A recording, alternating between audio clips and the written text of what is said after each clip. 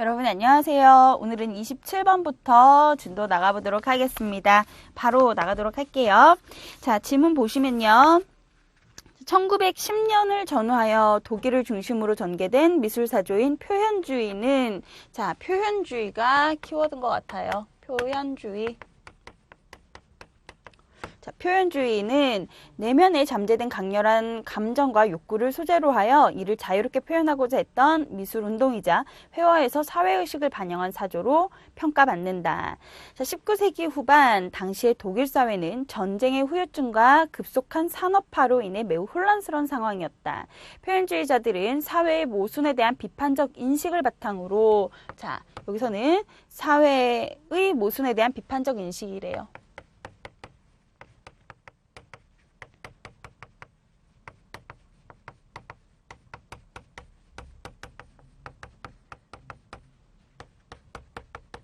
비판적 인식을 바탕으로 초라한 인간상을 예리하게 포착하여 불안, 공포, 기쁨과 슬픔 등 자신이 느끼는 것을 미화하지 않고 그대로 화폭에 담아내고자 했다라고 했어요. 자, 인간의 솔직한 감정을 가공하지 않고 미화하지 않고 그대로 화폭에 담아내고자 한 게 바로 표현주의라고 합니다.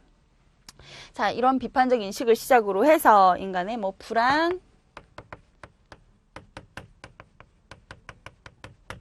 공포, 기쁨, 슬픔 등을 얘는 그대로 표현하는 거. 표현하는 것이 바로 표현주의다. 자, 기존의 회화가 외적 세계의 모방에 초점을 두었다면 표현주의는 눈에 보이지 않는 내면의 감정 표현을 중요하게 생각했다. 자, 이런 것들이 바로 내면의 감정이겠죠. 그렇죠?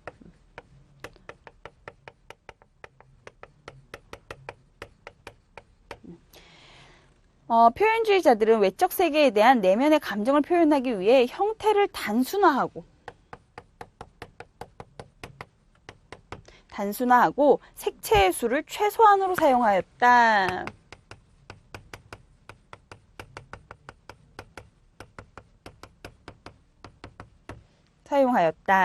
동일한 대상이라도 사람의 감정 상태에 따라 대상이 다르게 보이므로 당시의 내면 상태를 강렬하게 표현하기 위해 대상의 형태를 과장하거나 왜곡하여 표현하였다.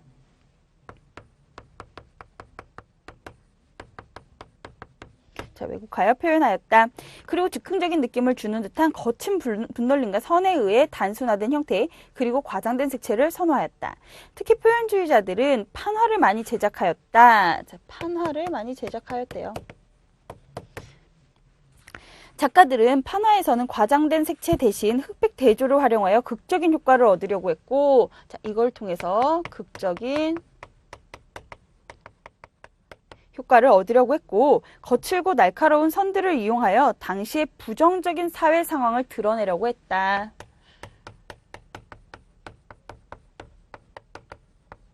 부정적인 사회 상황을 드러내려고 하였대요.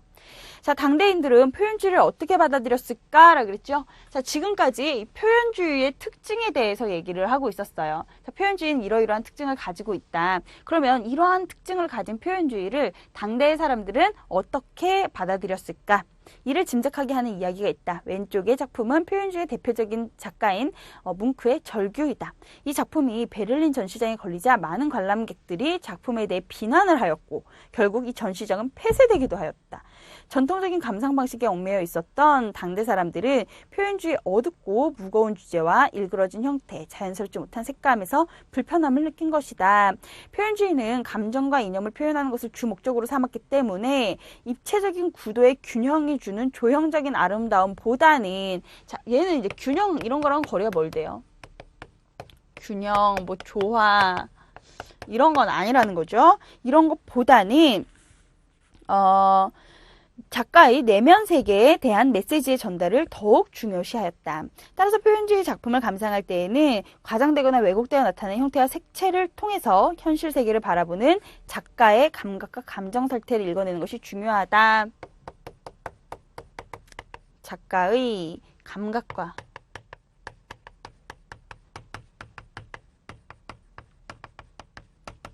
상태를 읽어내는 것이 중요하다. 표현주의는 전후의 혼란 속에서도 독일을 중심으로 지속되었으나 나치 정권으로부터 퇴폐 예술로 규정되어 탄압을 받으면서 그 자취를 감추게 된다. 제 표현주의는 나치 그 안에서 밑에서 바로 자취를 감추게 된대요. 하지만 표현주의는 눈에 보이는 바깥 세계의 묘사에 갇혀 있었던 예술적 안목을 눈에 보이지 않는 내면 세계의 표현 영역으로 확장함으로써 현대회화의 물꼬를 텄다는 평가를 받고 있다. 자, 표현주의는 현대회화의 물꼬를 텄대요. 그대로 써볼까요? 현대회화의 뭐 발판이 됐다. 의 발판. 이렇게 쓸게요. 현대회화에서 작품의 재현적 가치보다 개성적 가치가 중요한 미학적 개념으로 자리 잡게 된 것은 예술의 창의성과 다양성을 시도했던, 자, 얘는요 바로 창의성과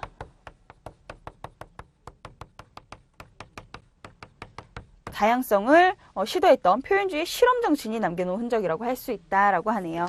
자, 바로 문제에 들어가 보겠습니다. 27번 확인할 수 있는 질문이 아닌 거. 1번 표현주의 미술의 주된 소재는 무엇인가? 바로 인간의 내면의 감정, 이런 것들이었죠. 뭐 불안, 공포, 기쁨, 슬픔 이런 것들이었어요.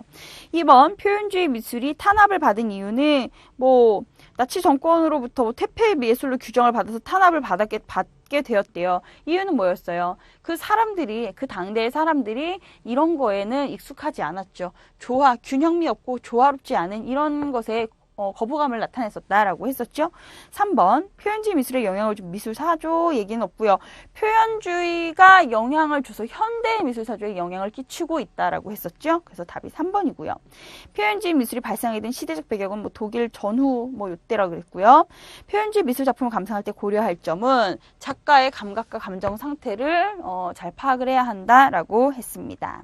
28번 윗글을 바탕으로 보기의 작품을 감상할 때 적절하지 않은 거. 보기 같이 한번 볼게요.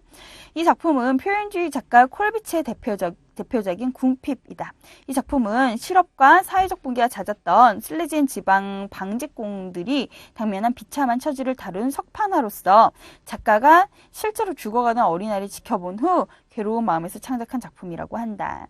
이 작품의 특징은 머리를 감싼 남자의 손이 과장되게 표현되었고 거칠고 날카로운 선을 사용하였으며 일부 대상은 세밀하게 묘사하지 않고 흑백의 대조만으로 표현한 것이다. 이 작품은 독일의 황제가 주최하는 미술대회에서 금상으로 선정되었으나 독일 내각은 작품이 마음을 누그러뜨리게 하거나 달래주는 요소가 전혀 없는 기법을 사용했다라며 황제에게 이 수상의 취소를 권유했다고 한다라고 되어 있네요. 그럼 지금 어쨌건 표현주의 작품이 나와 있고요. 역시 당대 사람들에게 거부를 당하는 그런 내용이 있었네요. 그럼 결국에 표현주의의 특징 그리고 그 당시의 사람들의 반응 이 정도로 잡아주시면 되겠죠.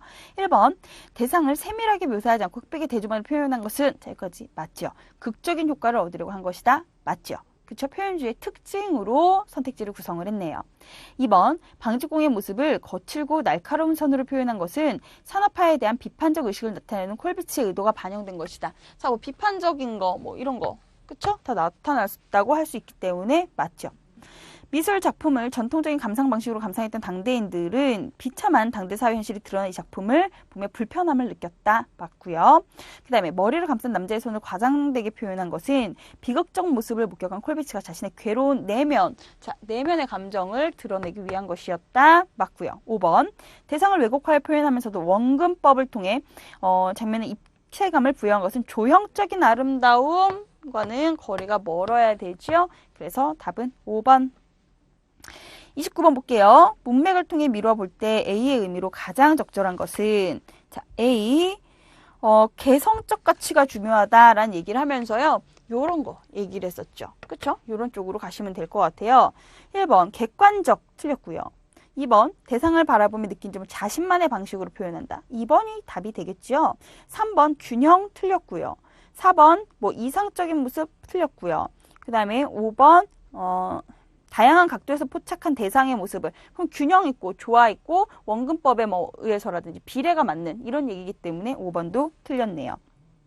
30번 기억에서 미음을 우리말로 고쳤을 때 적절하지 않은 거 한번 답 고쳐볼까요? 기억 비판적 인식을 바탕으로 초라한 인간상을 예리하게 포착하여, 자, 예리하게 잡아내요. 괜찮죠? 그 다음에 니은을 볼게요. 느낀 것을 미화하지 않고 그대로 화폭에 담아 아름답게 꾸미지 않고, 그쵸? 미자고 아름다운 미자니까 이렇게 보시면 되겠고요. 디귿. 그리고 과장된 색채를 선호하였다, 좋아했다 뭐 이거잖아요. 특별히 좋아하였다 맞고요. 리을. 내면 세계의 표현 영역으로 확장함으로써 넓히다 맞고요. 5번. 예술적 창의성과 다양성을 시도했던 표현주의 실험 정신, 시도했다. 이끌었다는요. 이미 되어 있는 것을 끌고 나가는 거고 주도하는 거고요. 지금 여기서 시도했다라는 건 뭐 계획했다. 뭐 이 정도로 바꿔주시면 되겠죠. 그래서 30번의 답은 5번. 자, 그 다음에 우리 31번부터 문학을 한번 보도록 합시다.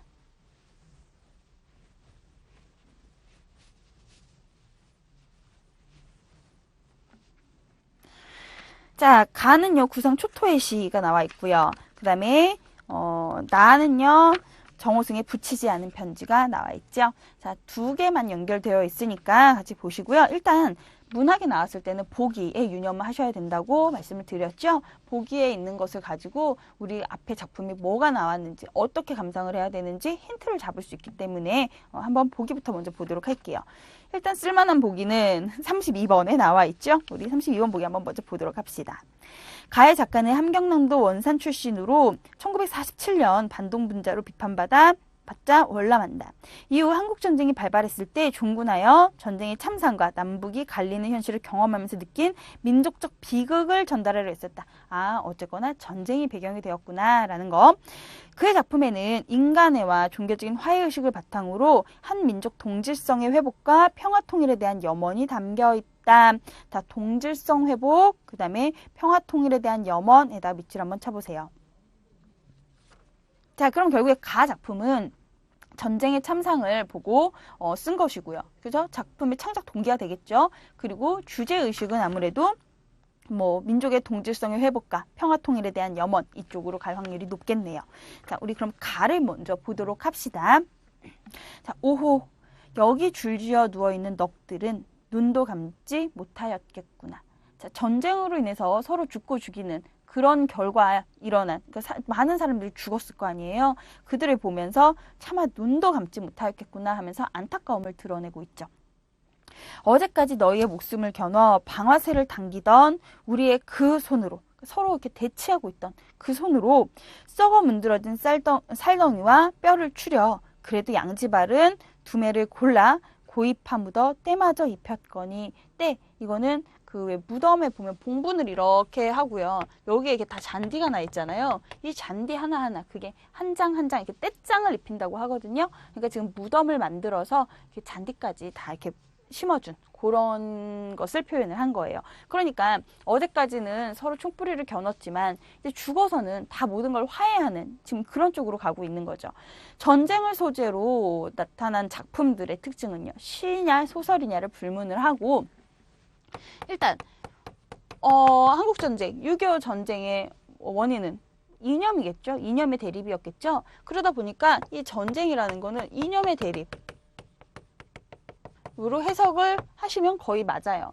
이념의 대립인데 이 이념이라는 것이 인간의 존엄성, 뭐 좌익이네 우익이네를 떠나서 인간은 인간이라면 당연히 누려야 할 어떤 가치, 뭐 기본 권리, 뭐 이런 것들이 있는데 그런 인간의 존엄성보다도 이념의 대립이 우선시돼서 발발한 게 바로 전쟁이라는 거예요. 자, 인간의 존엄성보다 위에 할 수 있는 것이 아무것도 없죠. 그럼에도 불구하고 이 이념의 대립 때문에 그 존엄한 인간들이 그냥 총과 칼에 무참히 짓밟혀간 이 상황을 비판하고자 하는 거죠. 그래서 지금 이러한 상황을 작가는 비판하고자 하는 거고, 그러다 보니까 이념의 허구성 이런 얘기를 하게 될 것이고, 그 다음에 서로 대립하지 않는 화해 요런 쪽으로 주제를 끌고 나갈 수 있겠죠. 그쵸? 어쨌건 그래도 양지 바른 두매를 골라 고이 파묻어 때마저 입혔거니 죽음은 이렇듯 미움보다도 사랑보다도 더욱 신비로운 것이로다. 자, 죽어서 이제 화해하는 그런 장면인 거고요. 이곳서 나와 너희의 넋들이 돌아가야 할 고향 땅은 30리면 가로막혔다. 자, 38선을 얘기하는 거겠죠? 가로막히고 무주공산의 정만만이 천만근 나의 가슴을 억누르는데, 자, 그렇게 분단되어 있는 현실, 이념의 대립이 가져왔던 그 결과들에 대해서 지금 이 작가는 마음이 무겁다라고 얘기를 하고 있고요. 살아서는 너희가 나와 미움으로 맺혔건만 이젠 오히려 너희의 풀지 못한 원한이 나의 바람 속에 깃들어 있도다. 자, 하나 여담, 바램이 아니라 바람이겠죠. 시기 때문에 뭐 시적 허용으로 봐줍시다. 그죠? 바람 속에 깃들어 있도다. 그러니까 화해하고자 하는 그 작가의 의식을 드러내고요.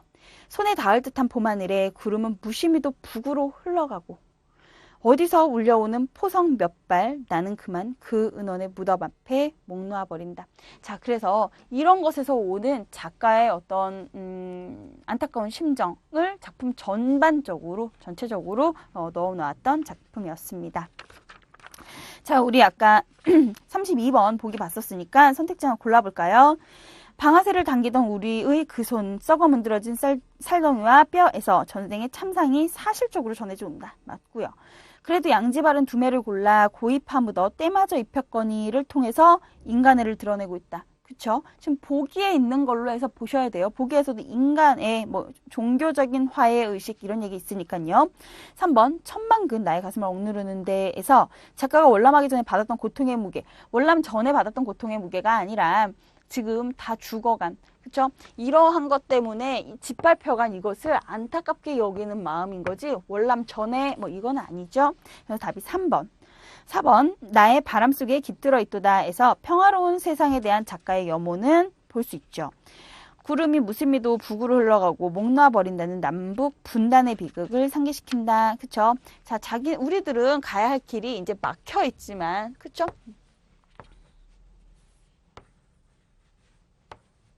이렇게 독도까지 그려줬죠. 여기서 우리는 이렇게 해서 분단돼서 막혀 있지만 구름은 이쪽으로 넘어간다. 가고 싶다라는 거죠. 이렇게 왜 지금 갈려져 있어야 되는지에 대한 얘기를 하는 거죠. 자, 그럼 우리 가만 가지고 31번 지워볼까요? 몇 개만. 1번 애도의 마음이 시창작의 계기가 되고 있다. 맞죠? 그쵸? 그 다음 가에서는 맞아요. 일단 나는 모르지만. 그 다음에 2번 대상에 대한 그리움으로부터 어떤 특정 대상은 등장하지 않았어요. 그쵸? 그래서 2번은 지우시고요. 미래에 대한 희망을 떠올리며 시상을 마무리한다. 계속 안타까움으로 마무리했기 때문에 3번 틀렸고요.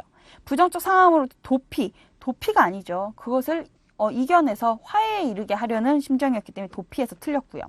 타인의 삶을 자신의 삶과 견조, 자신이 반성하는 거 아니죠? 답이 나는 안 봤지만 1번으로 바로 나오네요. 31번에는 1번. 자, 33번 나의 표현성 특징. 그럼 이제 나를 볼 때는 뭐 주제 중요하죠. 하지만 우리는 시험 문제 푸는 게 더 중요하니까 일단 나를 볼 때는 표현상의 특징 위주로 한번 좀 보도록 합시다. 그대 죽어 별이 되지 않아도 좋다. 푸른 강이 없어도 물은 흐르고 밤하늘이 없어도 별은 뜨나니. 자, 대구죠. 푸른 강이 없어도 물은 흐르고 밤하늘이 없어도 별은 뜨나니. 대구죠. 대구. 그럼 뭐 유사한 통사구조의 반복이라고 얘기할 수도 있고요. 그대 죽어 별빛으로 빛나지 않아도 좋다. 처음에 1행에서 그대 죽어 별이 되지 않아도 좋다. 그 다음에 그대 죽어 별빛으로 빛나지 않아도 좋다. 계속 반복이네요. 언 땅에 그대 묻고 돌아오던 날 산도 강도 뒤따라와 피오름을 울었으나. 산도 강도 울었대요. 의인법. 그 다음에 그대 별의 넋이 되지 않아도 좋다. 계속 반복. 입새에 이는 바람이 길을 멈추고 바람이 길을 멈추고 어쩌고 지금 계속 그런 걸 얘기하고 있어. 자연물들을 계속 얘기하고 있고요. 새벽 이슬에 새벽 하늘이 다 젖었다. 우리들 인생도 찬 비에 젖고 떠오르던 붉은 해도 다시 지나니 밤마다 인생을 미워하고 잠이 들었던 그대 굳이 인생을 사랑하지 않아도 좋다라고 되어 있죠. 계속 반복적인 얘기가 나오고 있는 것 같아요. 자, 기억 볼까요? 자연물의 인격을 부여해 화제의 정서. 아까 의인법 있었고요. 기억 맞고요. 도치로 시상을 마무리했대요. 그렇지 않죠? 마지막에 서술어가 나왔으니까 사랑하지 않아도 좋다. 서술어로 마무리했기 때문에 우리말의 어순으로는 서술어가 맨 끝에 가는 거. 그래서 도치는 아니고요. 디귿, 청유형을 사용하여 대상과 정서적 공간, 뭐뭐 하자가 아니라 얘는 지금 단정적인 어조를 사용하고 있죠. 뭐뭐 하다, 다, 그죠? 단정적인 어조기 때문에 이거 틀렸고요. 리을, 다양한 감각적 이미지를 활용하여 시적 의미를 표현하고 있다. 자, 감각적인 거는 일단 지금 위에만 봐도 바로 붉은 해로 다시 진다, 뭐 이런 것들 나왔으니까 감각적이라는 말은요.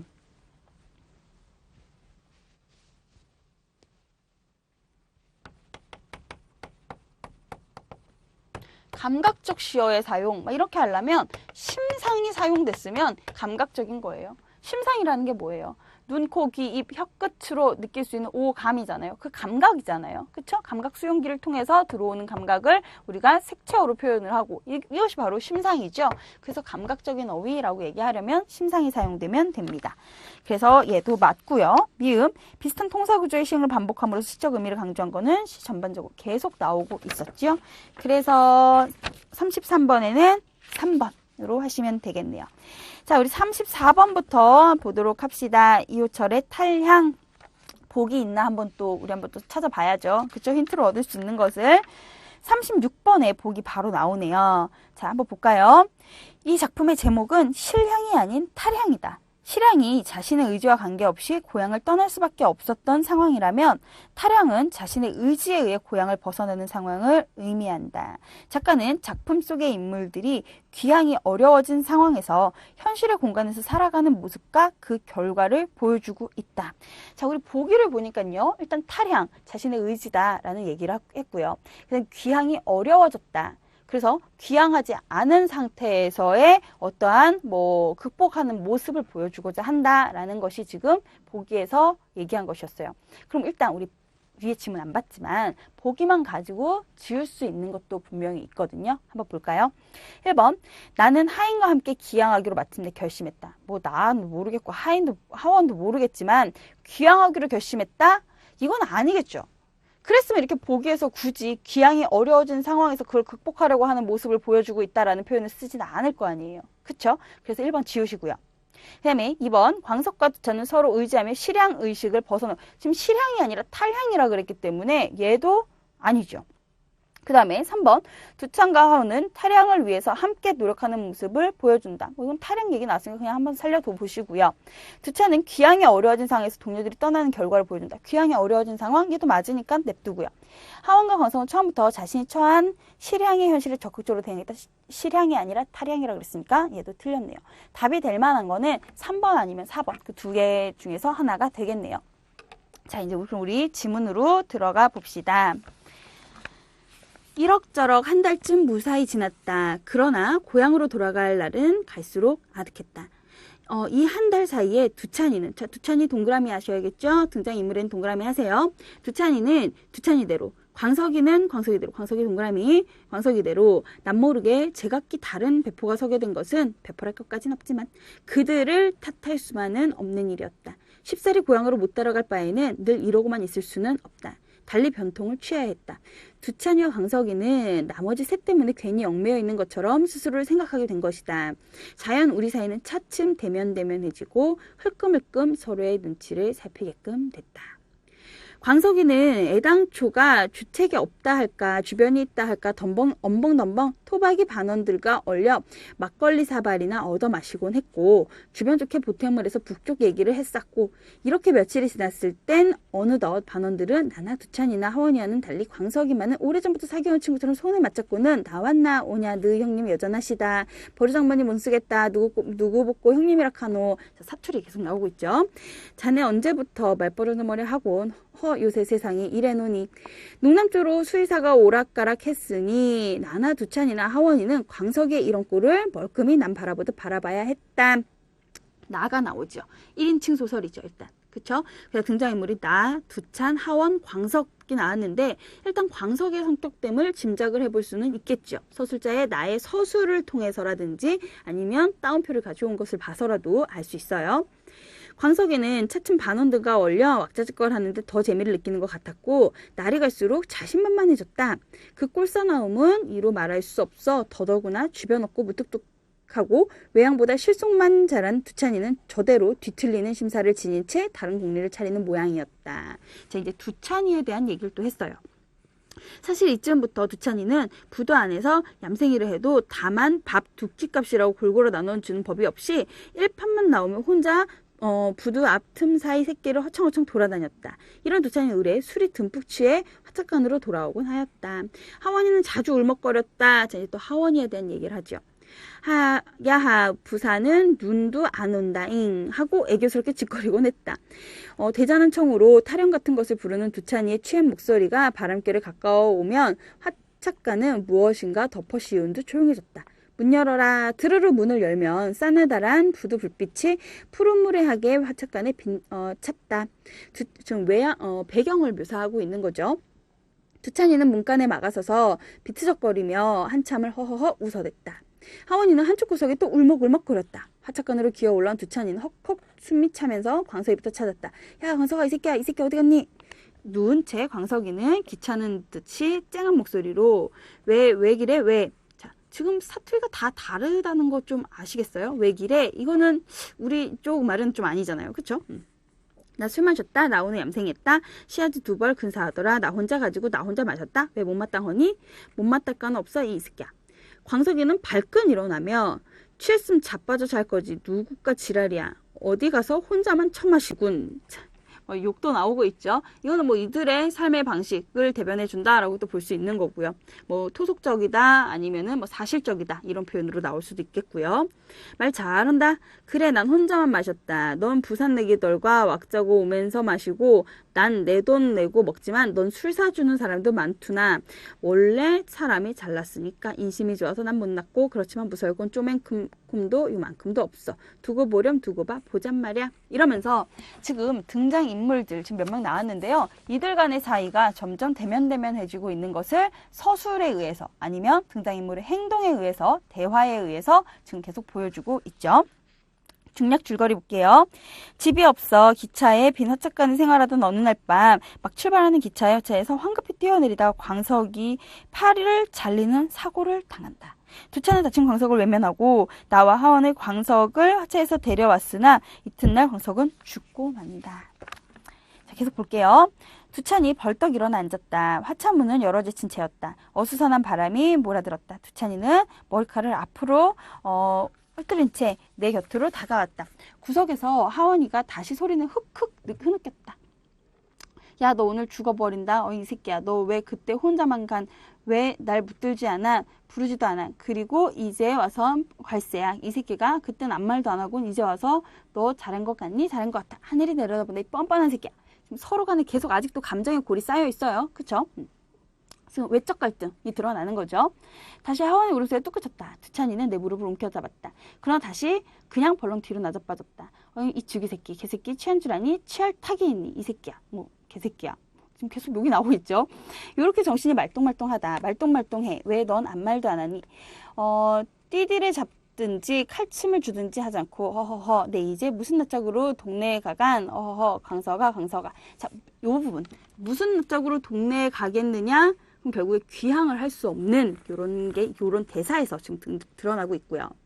두찬이는 벌렁 자빠져서 화차 안에 쩌렁쩌렁하도 그냥 어이어이 울어댔다. 이튿날 아침 두찬이 보이지 않았다. 부두 일판에 나가도 없었다. 사흘쯤 지난 뒤 어두운 화착간 속에서 하원이는 짓거렸다. 야, 우리 이제 꼼대가리 밤낮을 거푸 일하는 것. 그걸 자꾸 해서 돈 좀 쥐자. 그러고 저기 염주동 산꼭대기에다 집 하나 짓자. 거기 집 제도 일 업닝 기더리라야. 뭐 사투리죠. 넘어가죠. 이양 조카야 우습다. 진짜 웃어. 난 너도 두찬이도 형처럼 그렇게 될까봐 얼마나 떨었는 줄 아냐고. 광석이 아제비도 마음 좋은 폭은 못되시야. 이 우리 동네 갈 땐 꼭 같이 가자. 돈 벌어서. 돈 벌면 말이야. 시계부터 사자. 그까짓 거 꼽대가리 하고 하지 뭐. 광석이 아저씨가 두찬이 현금 못 받다고 그러지만 알 거야 뭐야. 너까 나만 아무 말도 안 한 다음에야. 너랑 나랑 아무 말도 안 한 다음에야 그저 대고 못 봤다고 그러지마. 내일부터 나 진짜 꼽대가리 할란다. 꼽대가리가 아까 뭐 하루 종일 일하는 것이라고 얘기를 했죠. 조카야 우습다. 이렇게 잠이 안 온다. 오늘 우리 밤 그냥 밤새자. 술 마실까 술? 나는 그저 중얼거리고 있었다. 바람도 없이 내리는 눈송이야. 눈송이요. 자, 보니까 지금 나에 대한 서술은 없죠. 지금 나가 나에 대한 이야기를 하는 것보다는 나와 같이 지내는 등장인물들의 초점을 맞춰서 이야기를 하고 있어요. 무엇인가 못 견디게 그리운 것처럼 애탔다. 그러나 누가 알랴. 지금 내 마음 밑속에서 일어나는 돌개바람 같은 것을. 아, 어머니, 이미 내 마음은 하원이를 버리고 있는 것이다. 순간 난 입술을 악물었다. 와락 하원이를 끌어안았다. 눈물이 두 볼에 흘러내렸다. 하원이는 흐흐 웃었다. 짓거렸다. 이 새끼 술도 안 먹고 취해. 참 부산은 눈도 안 온다잉. 눈도. 이북 말이다. 자, 눈 오면 말이다. 눈 오면 말이다. 광석이 아제빈의 말이다. 야, 굉장한데? 새벽엔 까치가 울고 그 상나무 있잖니? 장작골집 형수 원래 잘 웃잖아. 그 형수 꽤나 부지런했다. 가만히 보면. 언제나 새벽엔 제일 먼저 물 풀어오곤 하는 게 그 형수더라. 야, 눈 보고 싶다, 눈이. 자, 이러고 있어요, 지금. 자, 가장 적절한 거 볼게요. 사투리를 통해 이야기에 사실성을 부여하고 있다. 자, 이게 정답이죠. 일단 사투리. 우리가 나왔을 때 효과는요. 사실성, 진짜 등장인물이 어느 지역 사투리를 쓰면서 얘기를 하기 때문에 사실성을 부여할 수 있고요. 그 다음에 지역성, 토착성 요런 거를 부여할 수도 있는 거죠. 그래서 사실성에서부터 뭐 생생함을 나타내준다, 뭐 지역성을 나타내준다, 뭐 이런 것도 다 맞는 말이죠. 그래서 답은 1번이 되겠습니다. 35번 기억에 담긴 심리 상태로 가장 적절한 것은 참 부산은 눈도 안 온다잉 눈도. 자, 이 얘기 계속 반복하고 있었죠. 앞부분에서도 했었으니까. 그러면 지금 부산 뭐 남쪽 눈이 안 온다? 그럼 눈이라고 하면은 당연히 북쪽에서 더 많이 오겠죠. 그러면 눈이 원래 많이 있던 곳, 많이 내리던 곳에 있었다라는 거 정도 추리할 수 있으니까요. 답은 4번이 되겠죠. 떠나온 공간에 대한 그리움. 그 눈이 많이 내리던 그 공간이 바로 자신이 떠나온 공간, 그곳에 대한 그리움이 돼야 되겠죠. 자, 36번. 우리 3번, 4번 남겨놨었죠? 3번 볼까요? 두찬과 하원은 타량을 위해 노력하는 모습을 보여준다. 두찬은 귀향의 어린 상에서 동료들을 떠나는 결과를 보여준다. 자, 지금 타량을 위해서 함께 노력한다. 그리고 동료를 떠나는 결과를 보여준다. 자, 답은요? 4번이 되겠죠? 자, 그 다음에 문제부터는요, 우리 다음 시간에 이어서 계속 보도록 하겠습니다. 여러분 수고하셨습니다.